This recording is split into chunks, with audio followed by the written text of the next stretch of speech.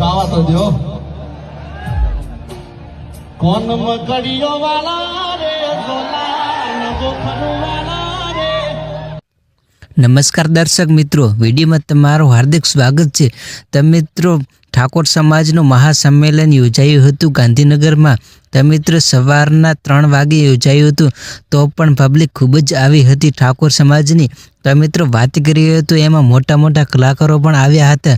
અને મિત્રો રાકેશ બારોટે એવું સોંગ ગાવ્યું કે મિત્રો તમે વિડીયો જોઈને તમે પણ ચોંકી જશો। અને વિક્રમભાઈ ઠાકોર પણ આવું બોલ્યા। તો એ જાણવા માટે વિડીયો પૂરો જોજો અને આ વિડીયોને લાઈક કરજો।